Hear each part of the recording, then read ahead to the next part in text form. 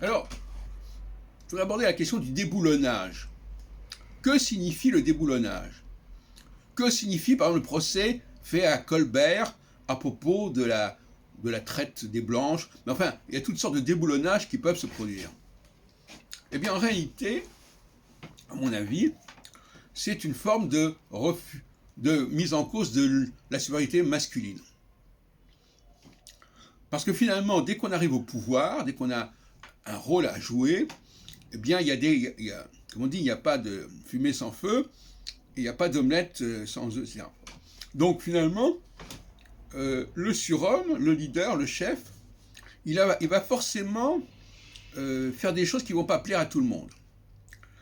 Et donc finalement, en s'attaquant à ces personnages masculins, et on peut dire que presque tous les personnages masculins d'importance peuvent faire l'objet d'un procès d'une manière ou d'une autre, d'un bon ou d'un mauvais procès, et bien finalement, c'est une façon détournée de s'attaquer au masculin.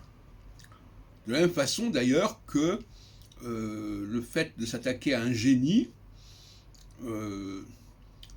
dans tous les domaines, philosophiques, musical, artistiques, cinématographiques. Je pense par exemple à quelqu'un comme Polanski, etc. Enfin, peu importe.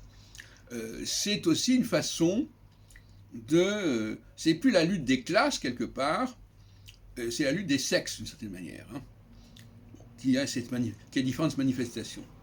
Et je pense que si on veut faire paraphraser Karl Marx, l'histoire de l'humanité, c'est aussi la lutte des sexes, à condition de comprendre que dans le mot sexe, ça englobe à la fois l'homme ordinaire et le surhomme.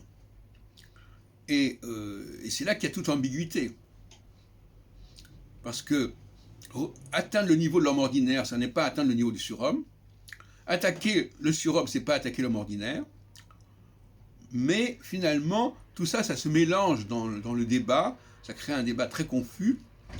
Et l'astrologie, à mon avis, au XXIe siècle, sera capable de débrouiller cela, de défaire les chevaux, en un seul mot, et on ne peut pas continuer à fonctionner avec une vision romantique du surhomme, du génie, etc.